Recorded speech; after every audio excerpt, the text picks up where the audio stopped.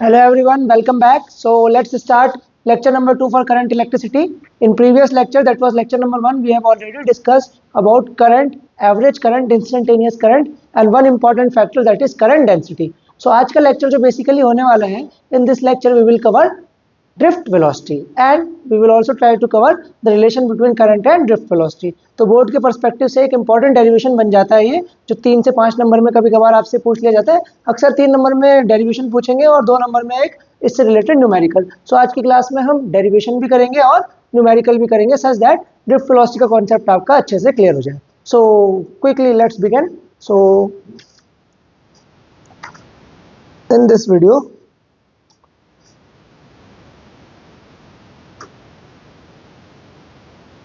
we will cover drift velocity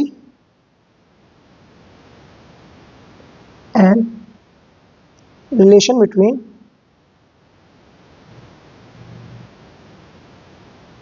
current and drift velocity. So let's start drift velocity.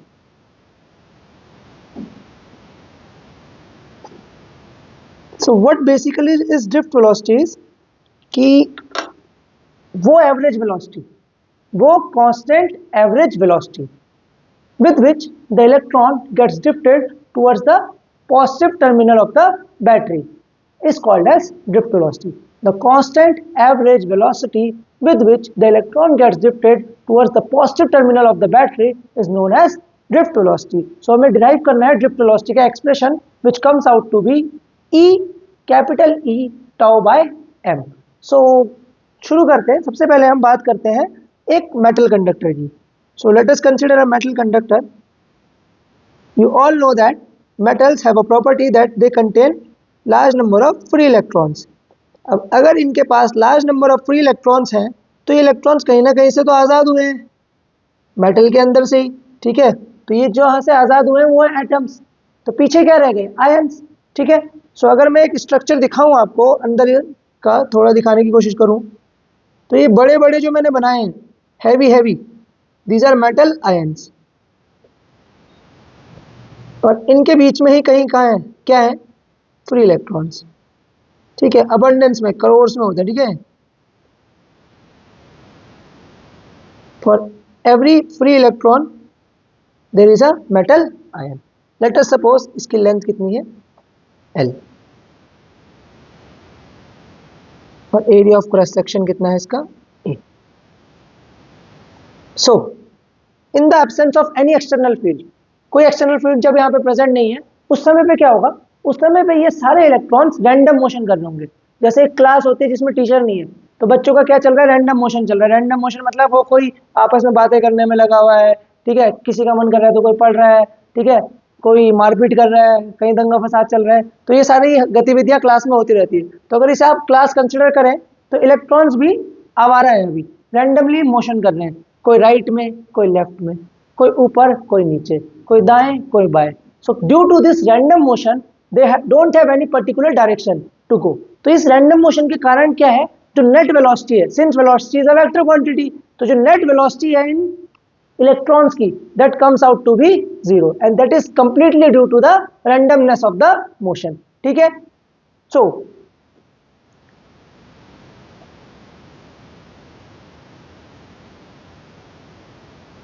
at room temperature,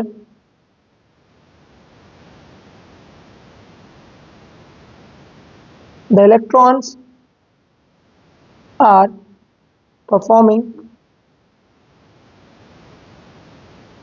random motion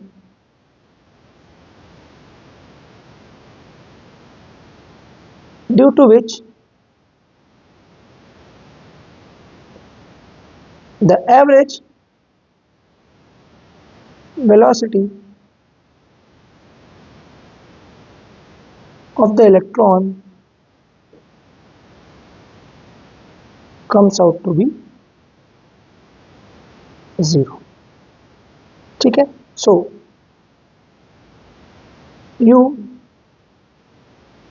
U1 U average की बात करें हम, तो velocity of one electron, velocity of two electron, velocity of third electron, ऐसे ऐसे करके nth electron की velocity ने और डिवाइड कर दे टोटल नंबर ऑफ इलेक्ट्रॉन्स से, this comes out to be 0.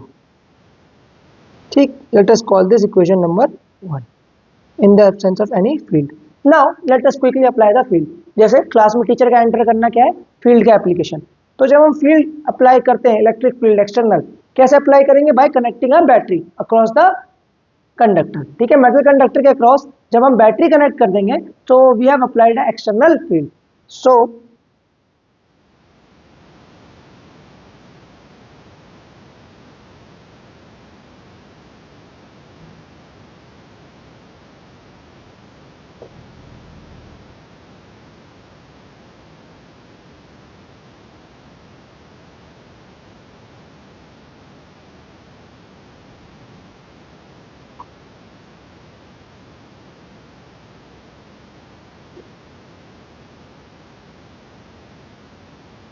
Now अब इसके बाद क्या होगा, जैसे ही आपने एक्सटर्नल फील्ड अप्लाई करी, कहाँ से होती है? पॉजिटिव टर्मिनल से नेगेटिव टर्मिनल की तरफ.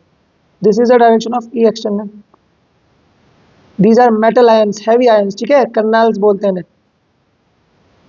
ये लेफ्ट ओवर पार्ट है एटम का, जिससे फ्री इलेक्ट्रॉन्स आजाद हुआ है. ठीक, now we all know that यहाँ पर जितने भी फ्री इलेक्ट्रॉन्स प्रेजेंट है, now they will start experiencing a force. ठीक है, इन सारे फ्री इलेक्ट्रॉन्स पे फोर्स लगेगा.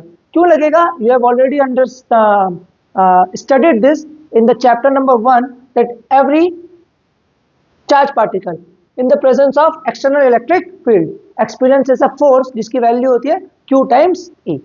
So the force on electron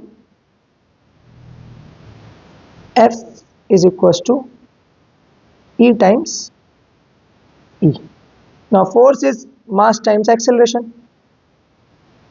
So the net acceleration of electron is E by m. देखो, मैं अपनी स्टेटमेंट से कॉन्ट्राडिक्ट तो नहीं कर रहा हूँ. एक तरफ मैं कह रहा हूँ ड्रिफ्ट वेलोसिटी वो कांस्टेंट वेलोसिटी है जिससे इलेक्ट्रॉन्स ड्रिफ्ट होते टुवर्ड्स द पॉजिटिव टर्मिनल. दूसरी तरफ मैं इनका एक्सेलरेशन निकाल रहा हूँ. तो आपके मन में सवाल आ रहा होगा, सर एक्सेलरेशन जब है तो कांस्टेंट वेलोसिटी कैसे होगी? एक्सेलरेशन का तो मतलब ही क्या होता है कि वेलोसिटी क्या हो रही है? चेंज हो रही है. तो आप अपनी बात कोई क्या कर रहे हो? कॉन्ट्राडिक्ट कर रहे हो.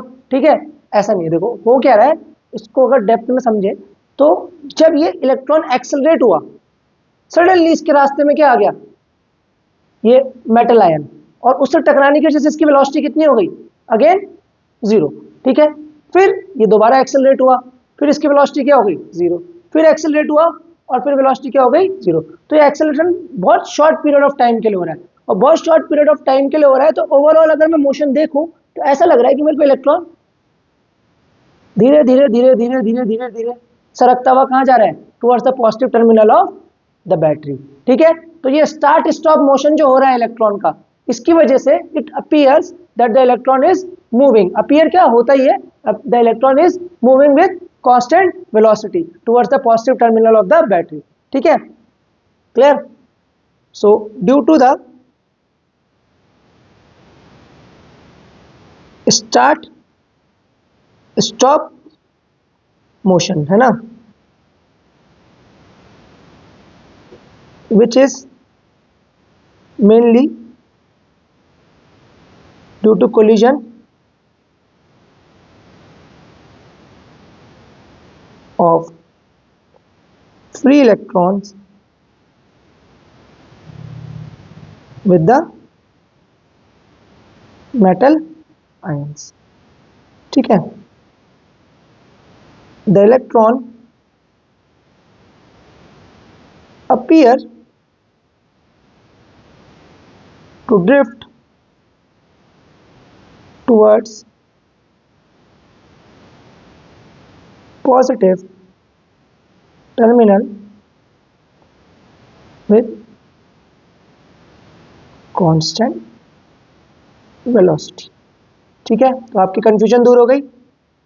ऑल्दो यहाँ पर एक्सेलरेशन है, बट स्टार्ट स्टॉप मोशन होने की वजह से इलेक्ट्रॉन हर एक पॉइंट पर अपनी वेलोसिटी को क्या रख रहा है? कांस्टेंट रख रहा है. ओवरऑल अगर हम एवरेज बिहेवियर देखें तो इलेक्ट्रॉन की वेलोसिटी कैसी रहने वाली है, कांस्टेंट रहने वाली है।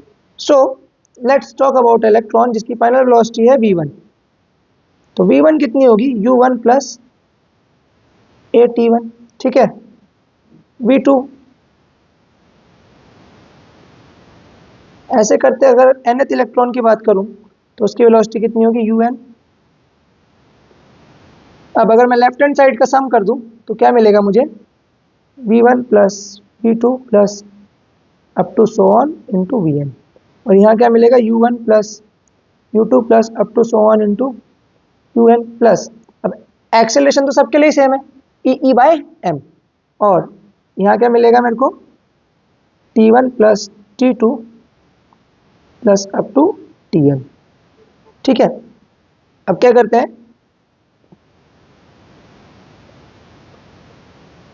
n से डिवाइड कर देते हैं हर जगह, दोनों साइड ऑफ इक्वेशन।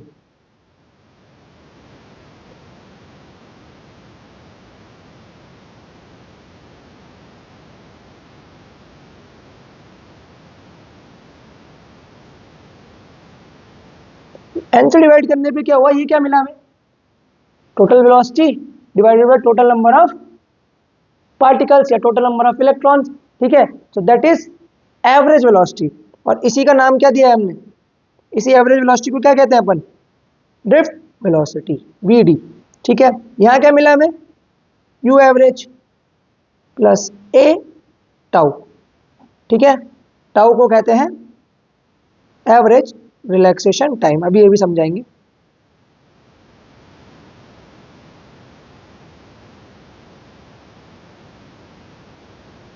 ठीक, तो u एवरेज अभी अभी आपने इक्वेशन नंबर 1 में निकाला था, कितना आया था, इट वाज 0। तो इक्वेशन नंबर 1 से u एवरेज की वैल्यू 0 पुट करें तो vd की वैल्यू कितनी मिल गई, 0 plus E tau by m। तो vd comes out to be minus E tau by m, ठीक है।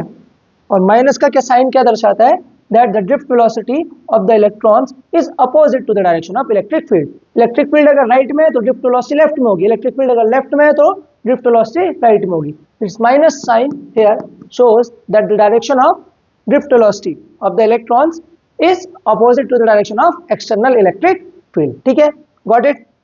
चलिए, तो अब हम बात करते हैं E क्या है यहाँ पर, charge of an electron, constant, change नहीं होता है ना। कैपिटल E क्या है, इलेक्ट्रिक फील्ड, जब तक आपने वोल्टेज कांस्टेंट रखा है इलेक्ट्रिक फील्ड भी क्या हो गया, कांस्टेंट। M क्या है, mass of electron, it is also constant. और टाउ क्या है, एवरेज रिलैक्सेशन टाइम। ये चेंज होता है बट टेम्परेचर चेंज करने पर, तो at temperature equals to constant, tau भी क्या रहता है, कांस्टेंट, ठीक। तो how will you define drift velocity, it is defined as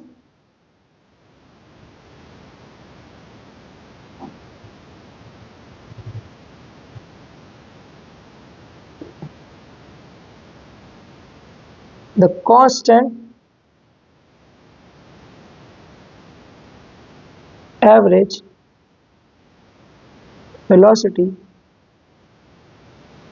with which the electron gets drifted towards the positive terminal of the battery is called as drift velocity denoted by Vt। और Vd की value कितनी है, minus E tau by m। अब यहाँ पर सिर्फ एक ये एवरेज रिलैक्सेशन टाइम डिफाइन करना रह गया अपना, और इसे हम आराम से इत्मीनान से समझेंगे, what is tau. So average relaxation time. इसमें बहुत कंफ्यूजन रहता है लोगों को, है ना, स्टूडेंट्स को अक्सर। देखो होता क्या है, कहानी कुछ ऐसी है कि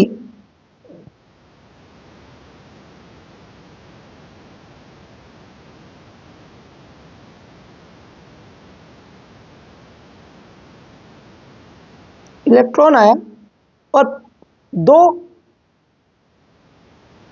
सक्सेसिव कोलिजन्स के बीच में जितने समय तक वो फ्रीली मूव कर रहा था, दैट टाइम, उसका जब एवरेज लेते हैं, that is called as average relaxation time. या कैसे डिफाइन करेंगे, the average time between two successive collisions for an electron is called as average relaxation time. देखो यहां से यहां गया, टकराया, ठीक है, और इससे पहले यहां पर टकराया रहा होगा, तो इन दोनों कोलिजन्स के बीच में जितना इसने टाइम लिया, और ऐसे कई सारे कोलिजन्स हुए यहाँ पर, उन सबका average, the average time for which the electron was moving freely, या the average time between two successive collision of the free electron is called as average relaxation time. तो कैसे डिफाइन करते हैं, the average time between two successive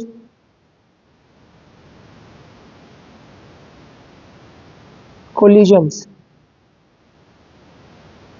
for the free electron is known as average relaxation time denoted by tau. ठीक है, clear. ये इसकी value भी constant रहती है until and unless temperature is same. अगर आपने टेम्परेचर चेंज कर दिया तो टाउ की वैल्यू भी क्या हो जाती है, change, because as you keep increasing temperature kinetic energy of the electrons also get increases due to the heat provided. उसकी वजह से क्या होगा, जो इलेक्ट्रॉन पहले ऐसे जा रहा था अचानक टेम्परेचर बढ़ाने से ऐसे जाएगा, और ऐसे जाएगा तो सक्सेसिव कोलिजन्स के बीच का टाइम क्या हो जाएगा, कम हो जाएगा। तो टेम्परेचर बढ़ाने से सक्सेसिव कोलिजन्स के बीच का टाइम क्या हो जाता है, डिक्रीज हो जाता है। ठीक है, सो अगर आप टेम्परेचर की वैल्यू कांस्टेंट रख रहे हैं तो एवरेज रिलैक्सेशन टाइम भी क्या रहेगा, constant. It will only change if you are changing the temperature. देखो पहले आराम से जा रहा था ना, आपने अचानक से टेम्परेचर बढ़ाया, सोचो जिस कमरे में हम बैठे हैं इस कमरे में किसी ने आग लगा दी, ठीक है, नीचे से हीट अप कर दिया, तो हम भी तेजी से भागेंगे, ऐसे ही होगा। तो अगर दो सक्सेसिव कोलिजन के बीच में इलेक्ट्रॉन आराम से मूव कर रहा था और आपने टेम्परेचर बढ़ाया सडनली, तो क्या होगा, इसका मूवमेंट तेज हो जाएगा।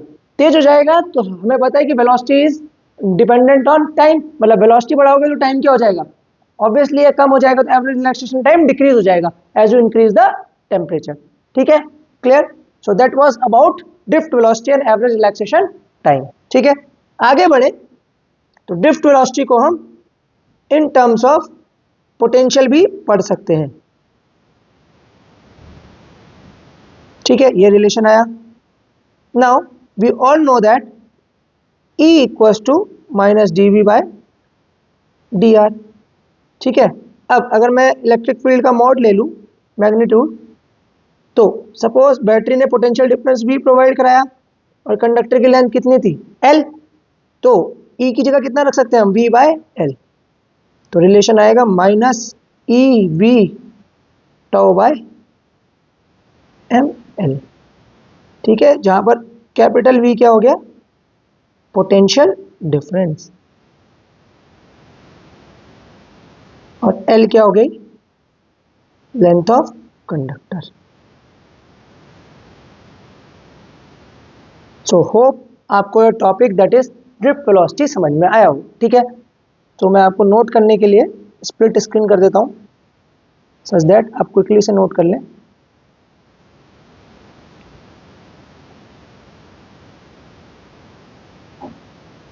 ठीक, तो स्क्रीनशॉट भी ले सकते हैं आप और नोट भी कर सकते हैं। Every part is visible screen का, होप करते हैं। ठीक है, 1 2 3 लेट्स। ठीक, so this is page number 3 and 4। चलिए आगे बढ़े। सो इसके बाद जो हमें टॉपिक कवर करना है दैट इज रिलेशन बिटवीन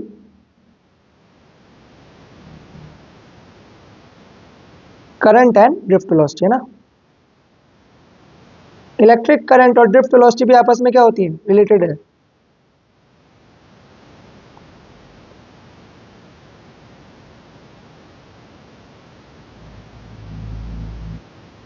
तो क्या रिलेशन है, रिलेशन है इनके बीच का that I equals to N E A we d, और इसे जे भी लिख सकते हैं, I by A n e v d, जहां पर एन है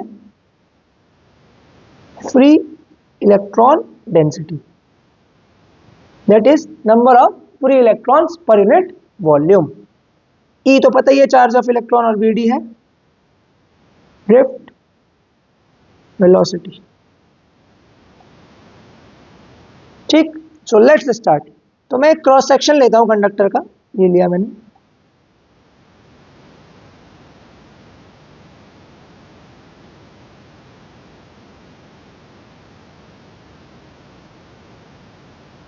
लेट अस सपोज इसका एरिया कितना है ए, तो मैं दो पोजीशंस के बीच में देखता हूं कि कितना करंट फ्लो कर पा रहा हूं। ठीक, तो late us suppose electrons right से लेफ्ट फ्लो कर रहे हैं विद स्पीड वी डी, ठीक है, और इसकी लेंथ कितनी है एल, और वेलोसिटी कितनी है वी, है ना। तो अमाउंट ऑफ चार्ज जो यहां से यहां तक फ्लो करा होगा दैट इज डेल्टा क्यू। अब आपने पढ़ा है फ्रॉम चैप्टर नंबर 1 कि that quantization of charge, delta Q किसके बराबर होता है, एन टाइम्स ई, है ना, जहां पर एन क्या है, नंबर ऑफ फ्री इलेक्ट्रॉन्स। ठीक है, अब क्या करते हैं हम इसे v से मल्टीप्लाई कर देते हैं और v से डिवाइड कर देते हैं, तो यहाँ क्या आ जाएगा एन ई वी। ठीक है, अब ये n क्या हो गया, number of free electrons per unit volume, that is number of free electrons per unit volume, इसे फ्री इलेक्ट्रॉन डेंसिटी भी बोलते हैं। मैंने क्या करा, v से मल्टीप्लाई कर दिया, v से डिवाइड कर दिया, जहां पर v क्या है, वॉल्यूम। ठीक है, अब delta Q N E, volume क्या होता है, एरिया इनटू लेंथ, है ना। इस रीजन का वॉल्यूम कितना होगा, एरिया इनटू लेंथ, एरिया हमने ए माना है, लेंथ एल। अब सपोज यहां से यहां जाने में चार्ज को कितना टाइम लगा, dt टाइम लगा, और उसकी स्पीड कितनी थी, vd थी। तो उसने डिस्टेंस कवर कितना कवर करा होगा, distance is nothing but speed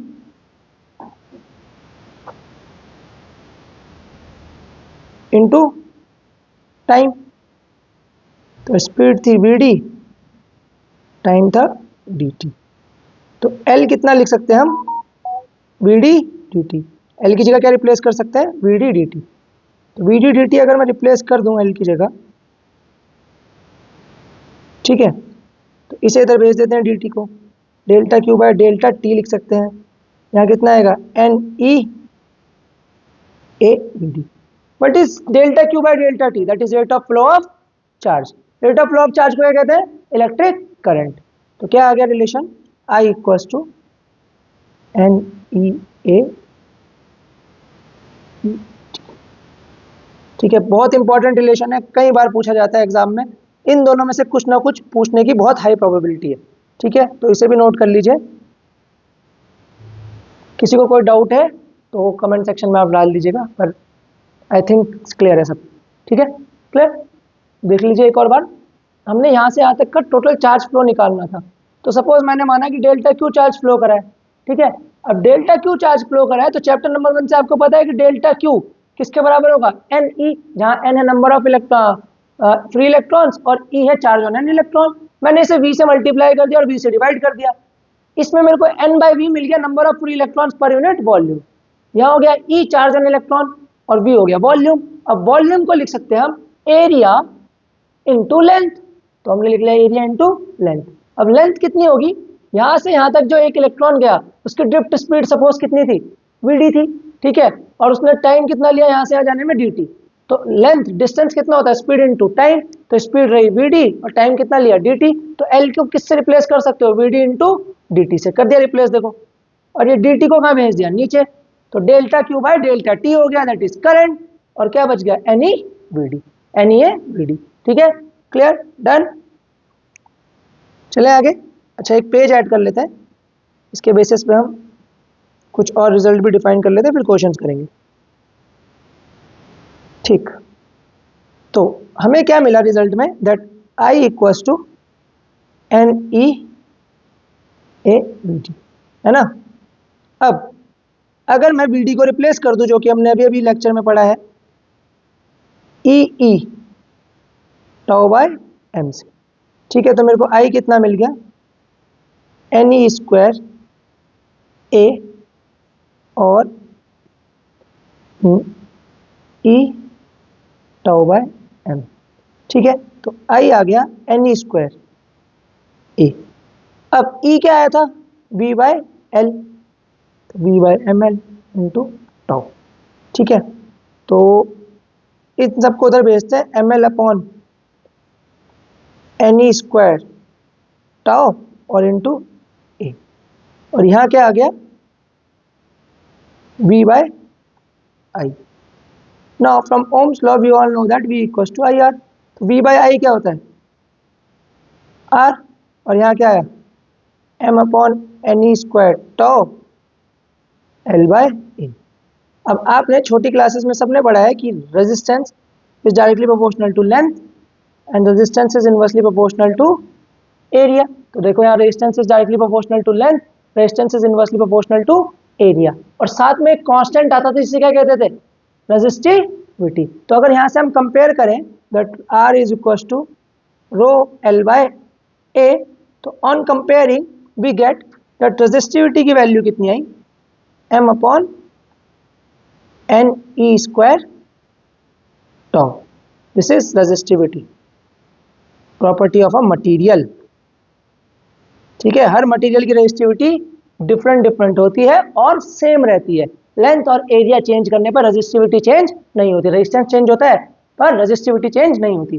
तो ये कब चेंज होती है, ये तब चेंज होगी जब एन चेंज होगा, एन कब चेंज होगा, टेम्परेचर बढ़ाने पे। ये कब चेंज होगी, जब टॉ चेंज होगा, एक मटेरियल का टॉ कब चेंज होगा, टेम्परेचर बढ़ाने या घटाने पे। तो रेजिस्टिविटी टेम्परेचर बढ़ाने या घटाने पर चेंज होती है। अब कैसे चेंज होती है, कितनी चेंज होती है और क्या क्या पैरामीटर्स है इसे नापने के लिए, ये हम अगले लेक्चर में डिस्कस करेंगे इन डिटेल, जहां पर ओम्स लॉ पढ़ेंगे, उसका वेक्टर फॉर्म पढ़ेंगे, और हम पढ़ेंगे variation of resistivity with temperature and temperature coefficient of resistivity भी हम वहीं डिस्कस कर लेंगे, दैट इज लेक्चर नंबर 3।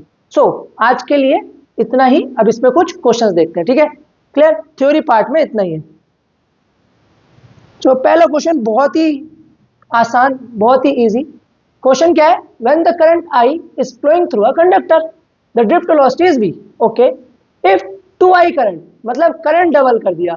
अब आपको पता है कि current is directly proportional to drift velocity, current flows through the same metal but having double the area, area भी क्या कर दिया, डबल। तो देखो I कितना होता है, N E A we D, अब I कितना कर दिया, 2I, एन चेंज नहीं करा, ई चेंज नहीं करा, और एरिया को भी कर दिया having double the area, area कितना कर दिया, 2A, तो वी डी। अब अगर मैं देखूं तो 2 से 2 क्या हो जाएगा, कैंसल, तो I again comes out to be N E A we D, मतलब ड्रिफ्ट वेलोसिटी तो चेंज ही नहीं हुई, तो ड्रिफ्ट वेलोसिटी क्या रहेगी, सेम, क्योंकि आपने करंट तो बढ़ाया साथ साथ एरिया भी बढ़ा दिया, ठीक है, तो करंट भी बढ़ाया और साथ साथ एरिया भी बढ़ा दिया, तो दोनों क्या हो गए, कैंसल आउट, ठीक है, क्लियर, तो drift velocity remains same. Next question, अच्छा, metre square volt inverse and second inverse is the ऐसा unit of which of the following, ठीक है। अब ये जो पूछा गया था, अभी इस साल के बोर्ड के एग्जाम में पूछा गया था 2025 के, ठीक है, एमसीक्यू में। अब अगर हमें ये डिफाइन करना है तो सबसे पहले हमें मोबिलिटी के बारे में बताना पड़ेगा। What is mobility? देखो मोबिलिटी अगर हम डे टू डे लाइफ में समझे तो क्या होती है मोबिलिटी? एक एथलीट के लिए मोबिलिटी क्या है कि कितनी इजीली वो मोशन कर पा रहा है, कितनी इजीली वो अपने जॉइंट्स को मूव करवा पा रहा है, कितनी उसमें उसके जॉइंट्स के बीच में फ्लूइडिटी है, मोबिलिटी है ना। सिमिलरली अगर मैं इलेक्ट्रॉन्स की, फ्री इलेक्ट्रॉन्स की बात करूं तो what is mobility for free electron? कि कितनी इजीली वो कंडक्टर के थ्रू पास कर पा रहा है। ठीक है, on the application of external electric field, external electric field लगाने पे कितना इजीली वो कंडक्टर से पास कर रहा है, that defines the mobility of a free electron. तो ये मोबिलिटी को हम म्यू से डिनोट करते हैं and it comes out to be v d by e. ठीक है, क्लियर? छोटा सा इसका एक वो है और इससे क्वेश्चन पूछ लेते हैं। देखो पूछ लिया इसने। अब वीडी क्या है? वेलोसिटी, मीटर पर सेकेंड। इलेक्ट्रिक फील्ड को लिख सकते हैं हम वोल्ट पर मीटर। तो देखो क्या बन गई ऐसा unit, metre square second inverse और वोल्ट इनवर्स। तो metre square second inverse volt inverse किसके ऐसा यूनिट आई? मोबिलिटी। समझ में आया? ठीक है, चले आगे। Calculate the drift speed of the electrons when 1 ampere of current exist in a copper wire. ठीक है, आई दे दिया आपको 1 एम्पियर। पूछ क्या रहा है? To calculate drift velocity, v d पूछ रहा है हमसे। ओके क्लियर, ठीक। Copper wire of cross sectional area A दे दिया, ठीक है, 2 millimetre square. The number of free electrons in 1 centimetre cube of copper is 8.5 into 10 to the power 22। मतलब n number of free electrons per unit volume कितना दे रखा है? 8.5 into 10 to the power 22 पर सेंटीमीटर क्यूब। सेंटीमीटर क्यूब को metre cube में convert करेंगे तो कितना आएगा? 10 टू द पावर -6। ठीक है, तो वैल्यू कितनी आ गई? 8.5 इंटू 10 टू द पावर 28 पर metre cube, that is n। अब क्या पूछा? Drift velocity. अब आपको पता है आई कितना होता है? N E A we D. तो वी डी कितना हो जाएगा? आई अपॉन एन ई ए। आई कितना दे रखा है? 1। ठीक है, और ए कितना आया? एन कितना आया? 8.5 इंटू 10 टू द पावर 28। ई आया 1.6 इंटू 10 टू द पावर -19। और ए, अगर मैं क्रॉस सेक्शनल एरिया दे रखा है इन्होंने, ठीक है, कितना दे रखा है? क्रॉस सेक्शन 2 mm स्क्वायर, 2 मिलीमीटर स्क्वायर का क्रॉस सेक्शनल एरिया ले लेते हैं। तो 2 into 10 to the power -3, 6 millimetre square है ना। तो इसे सॉल्व कर लेना, आपको आंसर मिल जाएगा। मैं पावर सॉल्व कर देता हूँ ऊपर। तो ये कितना हो जाएगा? 10 टू द पावर -25 और 28, दैट इज 3। ऊपर चल जाएगा तो 10 टू द पावर -3 आ जाएगा। नीचे से कितना आ जाएगा? 8.5 इंटू 1.6 इंटू 2 मीटर पर सेकेंड। ठीक है, got it. So this is your answer. हमने कुछ भी यूज नहीं करा इसमें, हमने यूज करा है relation between current and drift velocity. ठीक, सेम ऐसा ही क्वेश्चन है, ये आपके लिए होमवर्क है। मैं इसमें वैल्यू समझा देता हूं आपको। क्या दे रखा है? A current of 2 ampere exist in a wire of cross sectional area 1 millimetre square if each cubic meter of the wire contains 6 into 10 to the power 28 free electron। Same question है, same. Again वही relation use करोगे, I equals to N A we D. ठीक है, तो V D कितना आ जाएगा? I upon N E A.